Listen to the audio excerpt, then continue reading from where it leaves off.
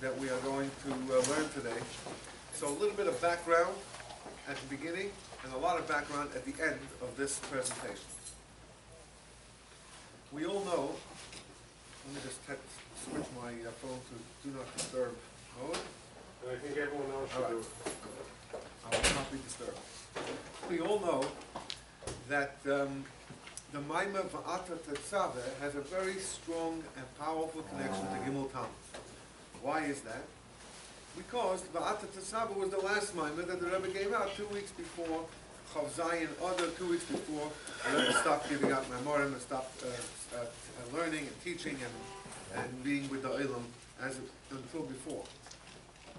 And then when you look at the Maimah, when you learn the Maimah, you find the concept of Hiskashnus, of Rebbe, of Golus, of darkness, of lighting up the darkness and being connected to the Rebbe, Mesiras Nefesh, the elements that obviously were left behind for us to ponder and to live with and to take until the Rebbe will teach more new Torah Chadash and new Torah. And so we look towards that Maimah as basically the last will and testament for a chassid to remain connected to the Rebbe. In addition to the Rebbe editing and giving out Ma'amorim, the Rebbe also edited and gave out Sichos, which eventually turned into the set of 39 volumes of Likutei Sichos. Likutei Sichos were written by a team of experts. These people gathered together from different sources the Rebbe's Torah, which was taught, unedited version. They would build an essay out of that Torah, whether it is in halacha or chassidus or nigla or any kind of subject. The Rebbe would edit those essays and spend lots of time and effort and augment it to his liking, and that would be published every week in a little pamphlet, a Likutei Sichos pamphlet. And after an accumulation of several years, 3 years, maybe 4 or 5 years, these were put together in the books of Likutei Sichos. So each week, the Rebbe edited a Sichos. This began in the mid-50s. There were certain pauses from 1976, Tafshin Lamed Vav, until Tafshin Nun Beis, a total of 16 straight years. Basically every single Shabbos, another edited Likut, we called it the Likut, or the weekly Likutei Sichos came out from the Rebbe. The last one to come out was this one. This was the last Sicha that was published in the sequence of Likutei Sichos. The Rebbe took what they had prepared for him, edited this, and this was given out for the Shabbos Vayakel. On that Monday afternoon at the Oil is when the Rebbe had the stroke. So this is really also, in a way, last will and testament.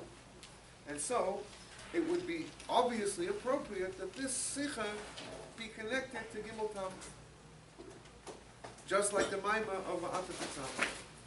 In fact, this was much more consistent than any Maimah, because these Sichos came out every single week, without fail. So something that's in here is very important and pertinent to us. When we finish learning this Sicha, and we will learn parts of it, I don't think we'll have enough time to really go through every single word here, every single paragraph, but we'll take as much as we can to build up the Sicha and to study the question and the answer and the conclusion. At the end of it, I'm going to share with you some other unbelievable, just really incredible information about this Sicha, which really completes the whole picture.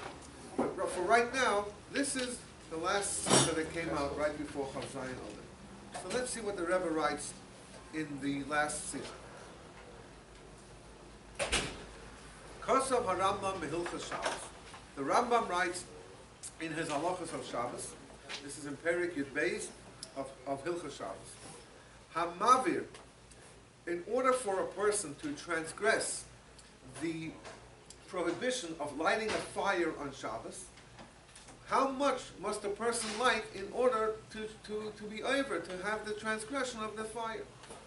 Certain things on Shabbos contain within them a measurement, a shear. there's a kazayas, or there, which is an olive amount, or whatever. What is the amount of fire that a person needs to produce in order to transgress the prohibition of lighting a fire on Shabbos? Says the Rambam, Kol Shehu Chayev. Even the smallest amount, a drop, he is Chayev, he is transgressed that sin. There is no measurement, in other words, it's the smallest amount. But there is a condition here. V'hu, and that only is applicable, sheyehi tzarich le'efer, that the person kindling the fire needs the ash that will be produced by the fire.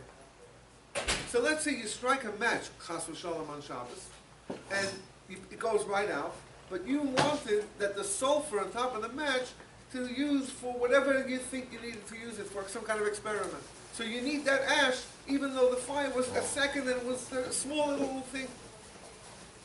So you hate tzarech la'efer, you need the ash, then the person would transgress even for the smallest amount of a fire. That is the din of lighting a fire on Shabbos.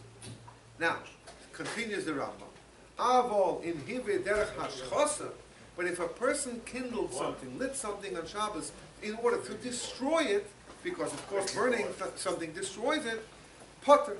In that case, the person is exempted. Not that he's allowed to do it, but if he did it, he wouldn't transgress the Torah prohibition of burning a fire on Shabbos.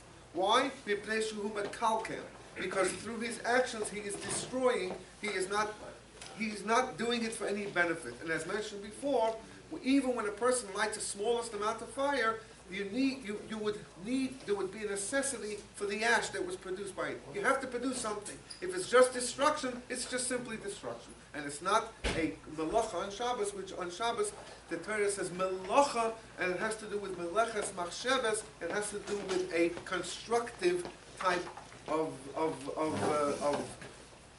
work on Shabbos, not just a simple destroy. It has to be constructive, not destructive. Then the Rambam continues and says, if a person burns the haystack of a friend, you go next door, you have this guy who's living down the road and you don't like this person and you're going to fix his wagon. And so you destroy his haystack. Chayev. In this case, a person is transgressed, even though it is a destruction. Because his intention is to take revenge of his enemy. After he has burnt down that haystack, he now feels a lot better. He's fixed himself. This is a constructive development because he made himself feel good. He was, until that point, he was angry, he was hurt, and now, I got him, I feel better. That's a constructive activity. This fixes your yetzer hara. This is a fix, because now you feel better.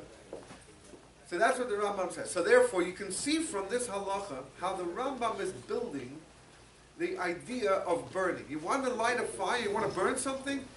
If you, on Shabbos, in order to transgress, in order for a Torah prohibition, on Shabbos, you've got to build, not destroy. And in this case, a person needs the ash, so therefore you're burning, so to produce the ash. If a person is destroying, not chayiv, except if you're destroying in order to fix yourself. V'chein, and so too the Rambam continues, hamadligas haner. Now, what if you light a candle? There's destruction here, because you're just burning away the candle. You don't have no more candle. The wick is gone, the wax is gone. So that could be destruction, no? Says the oyes ha'etzim, or you're lighting wood. Whether to warm yourself or to light. In this case, again, the wood is being destroyed, the log is going to be destroyed. Says the Rambam, this would be considered chayev, a transgression. Why? Because despite the fact that you are destroying with the candle or with the wood, nevertheless you are producing light and heat. This is a constructive activity. So, quite clear. The Rambam is telling us that halacha of the Shabbos is referring to building and construction and something that you benefit from, and not a destruction completely. And he begins with the idea of burning something you would need to utilize, you would need to have the ashes with you. That's what the Rambam says. Says the Rebbe as follows. V'hinei yedua shitas adma hazokim b'das harambam. The Alter Rebbe, in understanding the Rambam, the Alter Rebbe says this in a section of Shulchan Aruch called Kuntras Achara. In the Shulchan Aruch, the Alter Rebbe deals with the halacha. In the Kuntras Achara, the Alter Rebbe deals with pilpul. That means he's dealing with all kinds of other ideas and answering questions that may come up upon learning the halacha. So the Alter Rebbe, in describing and in discussing and explaining the Rambam, what does the Alter Rebbe say? Regarding burning on Shabbos. What is burning, lighting a fire, kindling on Shabbos? It is either producing fire or increasing a fire. On Shabbos, what does it mean when the Torah says don't kindle a fire? It means either to kindle it or to make it bigger, to increase the fire. Says the Alter Rebbe, although the Rambam does say that lighting something on Shabbos is only a transgression when a person needs the ashes, so we know that there has to be something constructive out of the kindling of the fire. Nonetheless, says the Alter Rebbe, the main transgression is not because you burnt something, but that you made a big fire. That's the thing. It's the lighting of the fire. So it's not the burning, it's not the combustible material being destroyed, but it is the fire that you're producing. And he actually proves this, his point, and what the Rambam continues towards the end of this very halacha. What does the Rambam say? If a person heats up metal or steel with fire, in this case, when you look at the steel, nothing's going to be destroyed. You're just making it red hot. Says the Rambam, if someone heats up steel, in order to shape it afterwards with water, put it into water and it becomes bent into shape, how does that tell this mabim fire? It is part of the burning prohibition that a person is therefore liable. Over Magid Mishnah Sham, in one of the commentaries of the Rambam there, if there is a material that becomes a fire, mavid, that's considered burning. Even though by burning metal, you don't destroy anything. Nothing is destroyed. But it's the fire that is produced. So, in other words, the Rambam, the Alter Rebbe is showing that the Rambam is not really telling you that if whatever you burn is the problem. It's the fire that's the problem. It's not the wood, it's not the candle, it's the fire that you've produced. That's the bigger problem. So even though the Rambam says that the fire is only liable when a person needs what is produced by the fire, or the ash, nonetheless, despite the fact that the ash is a relevant a relevant condition for the fire, nonetheless, it's the fire that's the problem, the kindling of the fire. The Alter Rebbe continues there, also seems this way from the din that the Rambam says, by lighting a candle, even if you don't need whatever will be produced at the bottom of the burnt candle, nonetheless one is still liable. So from here we see that it's not really about the ash. The ash is a condition, but it's really about the fire that is burning.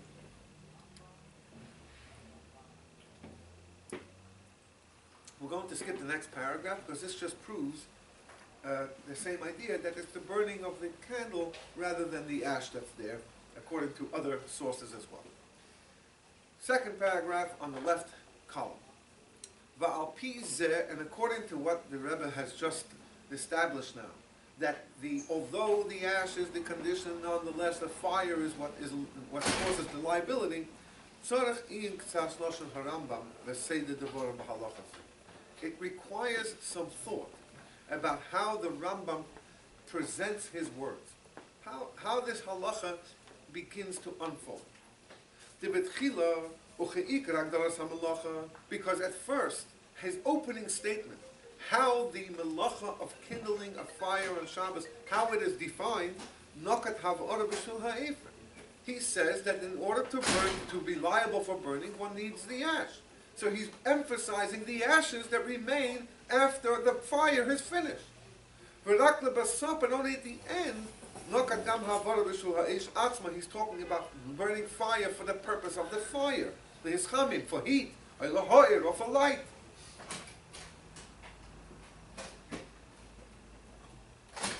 Why would the Rambam begin the halacha with something that seems to be, according to the Alter Rebbe and others, a secondary part of the burning of the fire? Sure, it's a condition, but the real isser, the real emphasis that the Torah says is about the fire. The Torah actually uses the term lo sevaru eish b'chomesh v'seichem. Do not burn a fire in all wherever you live. The Torah uses that term, and so since the Torah says don't use a fire, and the Alter Rebbe proves from the burning of metal that really it's not about what is burnt, but it's about the fire that is produced. If that's the case, why would the Rambam begin the halacha with the idea of ash being necessary, whatever is left over after the fire has been extinguished? If the fire is the main idea of the chiyuv on Shabbos.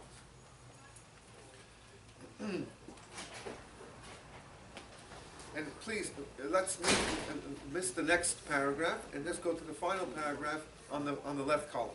Avol kivan sheshitas harambam. Since, according to the Rambam's opinion, he shegedem meleches mavid hu etzoros ha'esh, is burning a fire means to produce the fire, as the Alter Rebbe proved.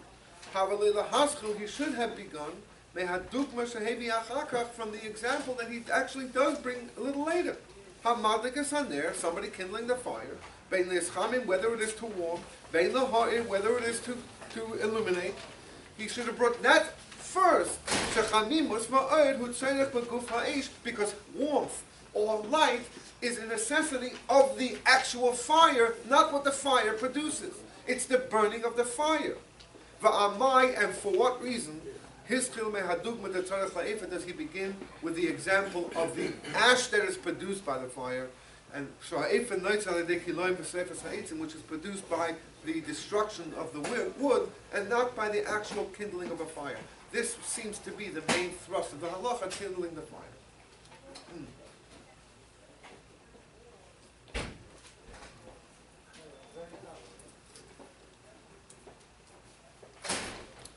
In the next paragraph, which I'm just going to verbalize rather than study inside, again because of constraints of time, and sometimes it gets too into it, and by getting too into it you sort of lose the picture. This is a beautiful pilpul and a discussion about the different ways of looking at it. So the Rebbe says one can suggest that the reason why the Rambam begins with the ashes is to emphasize that anytime you're destroying on Shabbos, as mentioned before, when you're destroying on Shabbos, it's not considered a constructive activity. And the Torah, when the Torah describes Shabbos, the Torah uses the term melacha, not avodah. Avodah means to work. Melacha means to have a creative work. Furthermore, because the Torah compares Shabbos to the construction of the Mishkan, in the Mishkan the Torah uses the term meleches machsheves. It has to be a thought-out process. So the melacha on Shabbos is not just a creative melacha, but a melacha that one intended to do. The intentions of a person are very critical in how to look at a person doing something that would be a violation of Shabbos.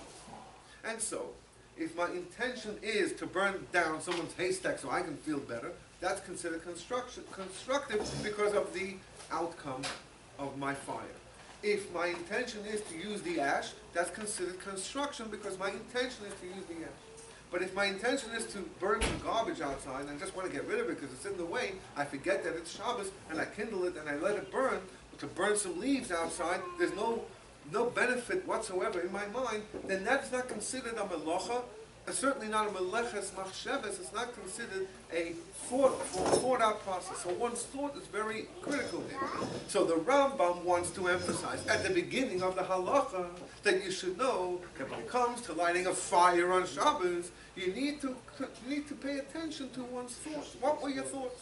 So therefore he begins with the ash, the necessity of the ash, to emphasize that there needs to be a necessity of burning something on Shabbos. That's one can suggest that. But Rebbe says that wouldn't be sufficient, that's not enough. Because if the melacha on Shabbos is about lighting a fire, then you have to define lighting a fire before you define what the fire produces. I understand that you have an issue with a constructive activity, with your intention. What did you have in mind? That's true. But at the same time, you're defining what is the malacha of fire. Well, first tell us what a fire is. And a fire, of course, is to produce something, and then say, oh, and by the way, it's similar in that vein, there is also, you need to produce the ash if you're just burning a piece of wood, if that's your intention. It doesn't seem sufficient to explain why would the Rambam begin with a condition which doesn't really define what the fire is. It defines what the fire leaves behind. What does it leave behind? Ash. You need the ash, I get it. But what did you do to create the ash? You lit a fire. What's lighting a fire? First tell us what that is. So the question remains a question. We're going to look now on page 189, Seif Gimmel, which is like the second or third paragraph there.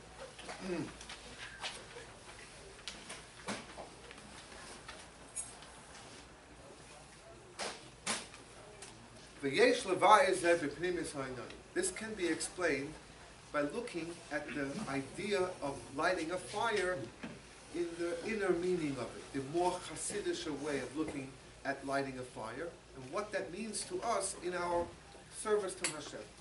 And the Rebbe says a very beautiful concept of the malachas that are forbidden to do on Shabbos. Let's see. Ubehaktim. Let's first introduce, says the Rebbe, Shalamet tes malachas ha'asuras b'Shabbos. The 39 activities, main activities, that are forbidden to do on Shabbos, hein ha'malachas sha'osu b'Mishkan, are the malachas that were performed in the Mishkan. As mentioned previously, we learned Shabbos from the Mishkan. Why is that? Because in Parshas Vayakel, which is where this Sikha is based on that Parsha, the Torah says that Moshe Rabbeinu gathered together all of the Yidden, and he said, Eila hadvarim asher tziva Hashem la'asais oisam. These are the things that Hashem wants you to do. In other words, here is the instruction about constructing the Mishkan. But before he gets into the Mishkan, he spends 2 pesukim saying, Sheishes yamim tavig, 6 days of the week you work, on the 7th day you have to rest, don't kindle a fire wherever you are. Because the Torah gives an introduction to the construction of the Mishkan about Shabbos, and each time the Mishkan is mentioned by Moshe, he mentions Shabbos as well. And so therefore we know that whatever was done in construction of the Mishkan would be forbidden to do on Shabbos, so therefore he's warning them, 6 days you can work over here, but on the 7th day you mustn't do whatever we are going to do to build the Mishkan. So the Chachamim define 39 categories, avois malachas, categories of work that were performed in the Mishkan that would be therefore forbidden to do on Shabbos. So the Mishkan, the activities that were done to build the Mishkan are the ones that are forbidden to do on Shabbos. That everyone knows. That's a common knowledge. Look how the Rebbe learns this. It's so beautiful. Shemizeh gufa moving. It's understandable from this that the fact that Shabbos and Mishkan are comparable. She'af al pi shalam et has malachas the Shabbos hen avodas shel choil. That even though these 39 malachas that are forbidden to do on Shabbos are weekday activities, which therefore cannot be done on Shabbos. It's forbidden to do this on the holy day of Shabbos because they are weekday activities. We come up and nevertheless, when you look at these malachas, how they are rooted in the kedusha side of things, as is known, that everything in this world has a source in kedusha and holiness. So when we pay attention to the source of these malachas, we come out. They are these 39 forbidden activities to do on Shabbos are actually very important activities. Shall Yisrael of a Yid when you're serving Hashem.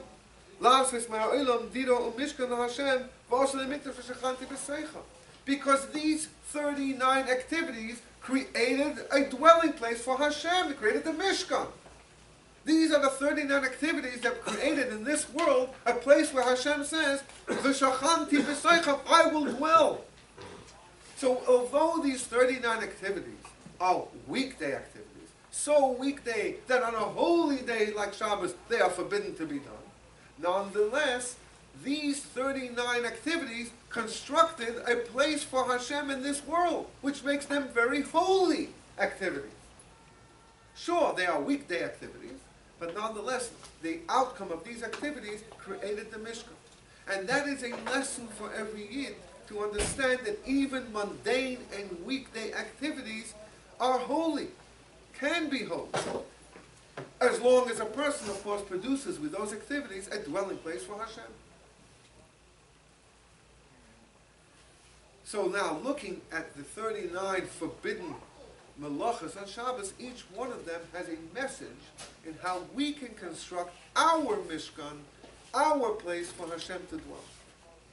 That's such a profound concept. It's a very sweet way of looking.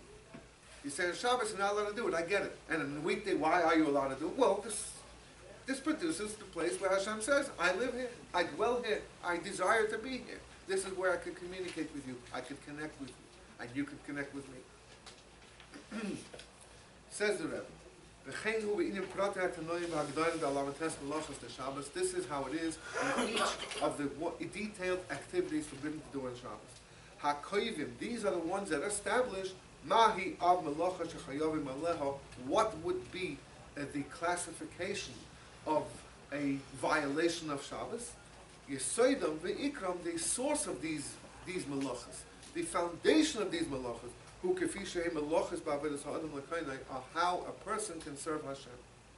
She'ein ha'avodah nechsheves avodah shlema, that therefore these activities would not be considered complete activities to serve Hashem with during the weekday, believe to noy mugdorim ela, without the conditions that are defined in these activities. On Shabbos, one is not does not violate the whatever malacha it might be until one fulfills this and this condition. Well, then that means that in the weekday one has to complete those conditions in order for it to be a proper malacha or a proper place where Hashem can dwell. From this week, it continues to the pertaining to Shabbos. Without these conditions, it wouldn't be a violation, a complete violation at least, of Shabbos. So therefore, when one looks at these activities that are forbidden to do on Shabbos, one realizes that during the weekday, if one does them in completion, one therefore has created a place, has created a situation in which Hashem can say, this is where I want to dwell. According to this, we can say in our own situation, the idea of kindling a fire, that the inner reason why the Rambam established while he begins to describe what is a fire, he says he gives the condition of necessitating the ash from the fire, even though he doesn't by this define what the fire is, but what the fire produces. Why does he begin with the ash idea, that you need ash in order to violate Shabbos? Because creating, kindling a fire in our service to Hashem, in our spiritual connection to Hashem, that requires ash. That requires that a person needs the ash that is producing it. And so now the Rebbe is going to explain to us, what does it mean in our service to Hashem that a person kindles the fire in order to produce the ash? I need the ash. What's the ash? What is the ash? Says the Rebbe like this, Siv Dalet. And just to recap what we've just studied until now, the Rambam begins his definition of kindling a fire on Shabbos with the fact that when a person does light something, the necessity of the ash, what is produced by the fire, is what is required in order for the malacha to be a complete malacha, to be a real violation. And the Rebbe asks according to what the Rambam continues saying later, and how the Alter Rebbe looks at the Rambam and others look at the Rambam, it seems that the definition of fire is not what the fire produces, which is the ash, and therefore you may need the ash, but rather the production of the fire itself. So why would the Rambam begin with the condition that you need the ash in order to violate the violation of Shabbos, of kindling a fire on Shabbos? And the Rebbe begins to say that if you look at the violations of Shabbos, they are all associated with creating the Mishkan, or Hashem's dwelling place in this world, which teaches us that in order for a person to properly create and construct a dwelling place for Hashem, one has to produce the entire Melacha, one has to engage in this activity in its entirety. And for this reason, the Rambam begins with the ash, because that is a relevant and critical detail of kindling a fire in our service to Hashem. What does that mean? Let's see here. Bir ha'inyan, the explanation of the idea is as follows. Ksiv, it is written in the book of Mishlei, Neir Hashem Nishmas Adam, that the candle of Hashem is a neshama of the person. Every single one of us is a candle, and we are Hashem's candle. That's our neshama. Umeleches mavir ba'avodas ha'adam, serving Hashem through kindling a fire is what? In Yana Hadlokas Haneh de Hanashama, is kindling the candle of the neshama. It doesn't say it's a lit candle. It says the neshama of a person is a candle. The candle needs to be lit. It needs to be ignited. That's our job. Sheyehi boyer ba'ahava. Our neshama has to be burning with love, kerish be'esh, like a flame of fire. La Hashem to Hashem. We have to somehow ignite our candle that it should be burning. And burning means a desire, a deep desire, and a want to love Hashem. V'hinei mavua b'Tanya, it is explained in Tanya, k'shem sha'or haner, just like a candle. Misnanei atamid l'mayla b'tibai. Beginning of Perek Yutes, the Alter Rebbe says that the nature of a candle is to constantly move. It's dancing all the time. Why is the candle physically in this world, why is it jumping up and down all the time? Because it has a nature. The fire has a nature. It wants to remove itself from this wick, and to be connected to its source. The source of fire, explains in Chassidus, says in Tanya, is the highest element of all all the four, which are Eish, Mayim, Ruach, Afa. There's fire, there's water, there's wind, and there's earth. And fire is the most spiritual, the highest of all. And so therefore, the fire being held down in this world, we need some kind of material to hold it here. Because really, the fire is trying to get up. It's trying to go back to its source. That's the nature. That's the reason why the fire has this nature. Now, says the Alter Rebbe, but he knows through this, the fire will be extinguished. It won't have any benefit down in this world. And even if it does get up there, in its source, it will be completely nullified. It won't be a fire. Imagine, the Alter Rebbe says this in the Shaykh Zamun, which we're learning these days, that if the ray of the sun goes back to the sun, it gets lost in the awesomeness of the sun. The ray is nothing there. Although it has to be something because it's produced as a ray when it comes down to this world. Similarly, a fire, if it goes back to its source, it won't be a fire anymore. It will be nothing. It won't be a fire here, and in its source, it will also become completely nullified in the greatness of its source. Nonetheless, the fire still has that nature. It just is dancing. It's trying to get up. It's trying to get away. Kach nishmas ha'adam, similarly, the neshama of a person, it has a nature, a desire in its nature, to be separated and to leave the body, and wants to connect to its source, which is Hashem.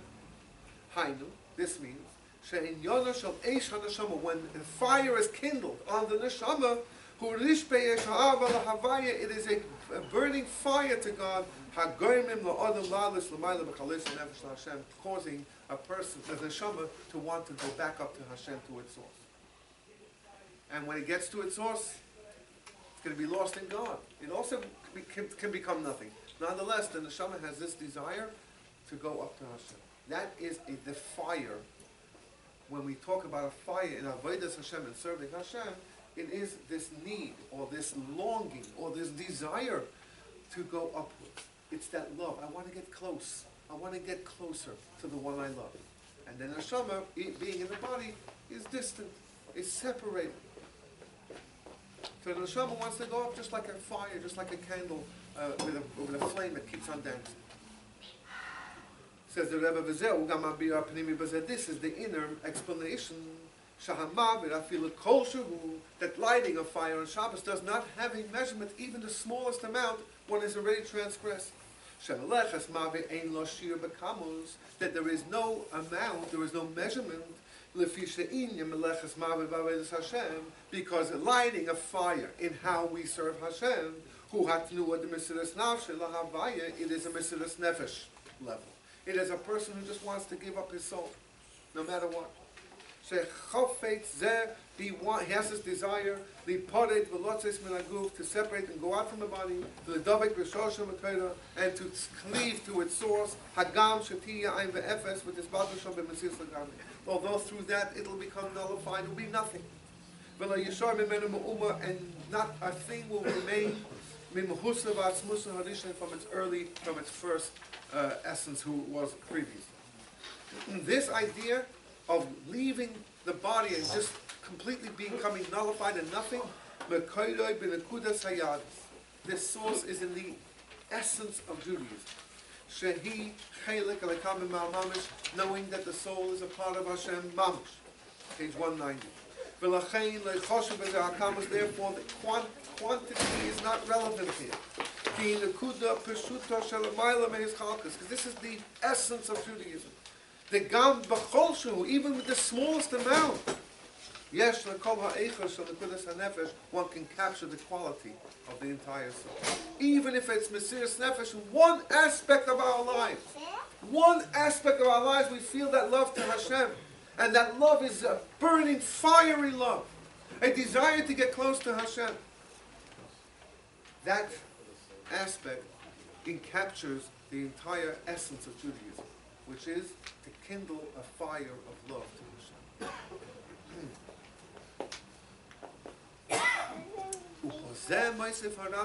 And in this idea, the Rambam adds this very critical condition. There needs to be this condition, the need for the ash that is produced by the fire. Remember now that on Shabbos, a person is not violating the Shabbos in its entirety, in its completeness, unless one needs the ash that is produced by the fire. Says the Rambam, says the Rebbe, that condition is the other side of this burning desire, this fiery feeling towards Hashem. Afer, when it comes to ash, it is the most physical element of that which is being burnt by the fire. Of the combustible material, the ash, thank you so much. I really appreciate it. I want to get back to you. You paid for it. There's the baby. Small babies. I have another one for you here. So the ash, what is the ash? The ash is what remains behind from the burnt material. And the Alter Rebbe explains this in the Geras HaKodesh. He says like this, in the language of the Alter Rebbe. The kasher soifim eitz, when a person burns fire, had a Gimmel Tammuz, the three other elements, the eish, ruach, umayim shabeitz, of the fire element, the water element, and the wind element that is found in the earth. In the wood. There are four elements, as mentioned before: fire, water, wind, and earth. Those four elements are the construction of everything. The Alter Rebbe says this in Sivan Tesvov in the Geras HaKodesh. In some elements, you notice more of the wind, and some more fire, and some more water, and some more earth. But everything has all four elements. So when a person burns a log of wood, let's say, the wind and the fire and the water elements that are within that log are removed by the fire. Cholchu v'holchu lahem v'cholu ba'ashen. They are removed and they go up in smoke. So the smoke sometimes is white, sometimes is blue, sometimes is black, based on what's being destroyed. Masha'ekin ha'efer hanisha, but the ash that remains from this log, hu ha'afar, is the earth, shaboy, which is within this, the element of earth which is within the log, hayored lamata, which descends downwards, ve'ein ha'esha, let us by the earth could not destroy, the fire cannot destroy earth, hu hanisha kayim, it remains in existence, hu chumri yosem mikulan, it is the most corporeal, it is the most physical of all of the elements. Even fire can't destroy earth. We know that. But it can't destroy even the element of earth within the log. So what's left behind is the ash. The ash is the earth element that the fire has been through it, but it cannot destroy. That's what ash is. So ash, according to Hasidus, is the earth element that remains from the other three elements that comprise the log. Now it's just earth. Says the Rebbe, this is the condition about burning something, that a person has to need the ash in order to complete this malacha, this activity. The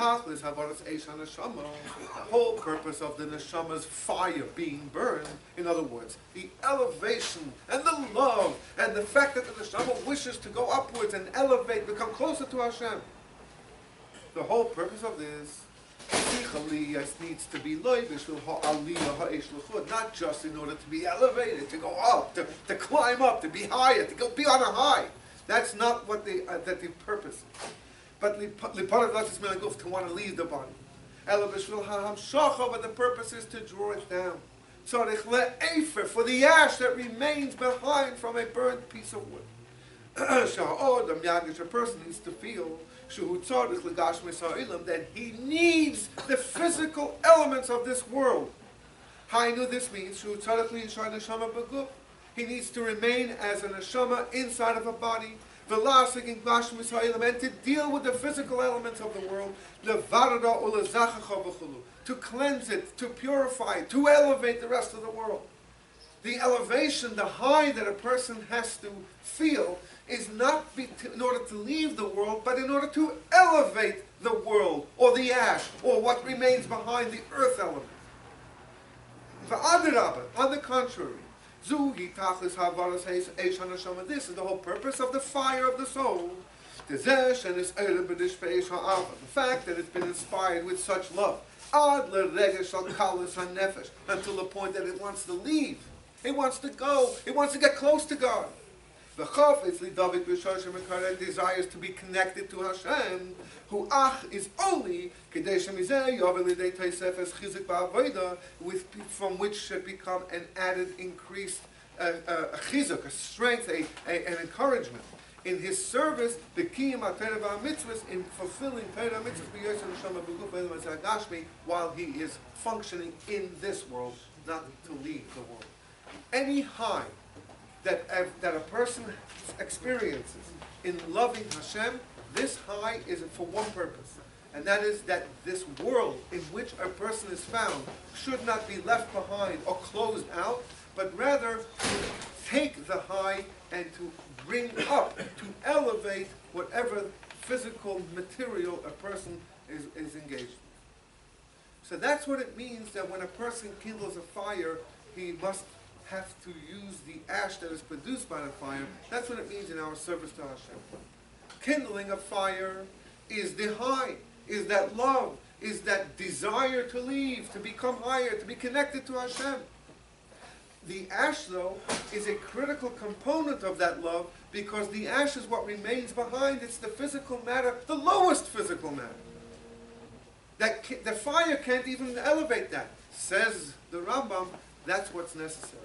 To take the fire and let it go through the element of earth and to produce that ash. In other words, let the physical element be permeated with that high, with that love, with that connection to Hashem. But I know what this is. The whole concept of creating a mishkan, where the source of these 39 melachas come from, Hu lahashlim kabbalas briyas ha'olam is to complete the intention of this world. Shenis ava kadosh baruch hu liyisayidira b'tachtenim. This is where Hashem desired to place His dwelling place. V'cheinu b'mishkan ha'prati sheb'kol echad ve'echad. This is also pertinent to every individual who creates his own mishkan. Kamay Chazal, as our sages say, al pasuk v'shechanti b'seicham v'soich kol echad ve'echad miYisrael. It's every single year. She'inyan melechas ha'mishkan, creating and constructing the mishkan, hu ma'asher ha'adam tzarech la'ases es ha'olam, is our mission to turn this world, the physical world, Dida Mishkan Yisparach, as a dwelling place for Hashem. V'lachein, and therefore, ein melechas mavid b'shleimus. There is no fire that is a complete fire until the ash will be produced. Sheyurgash, because it should be felt. Shekavonas havoras ha'esha lekisha b'nishmasei, that the burning godly fire within inside of his neshama, he b'shvil ha'efer, is because of ha'ofer, is the earth. Sha'asiris le'yisparach derech tachtenim, down in this world. I'm going to stop here. The rest of the sikh, the last paragraph over here, is there should be no. It seems to be this is a contradiction. On the one hand, there's a high and there's always going up, and on the other hand, there's always remaining down. Those two are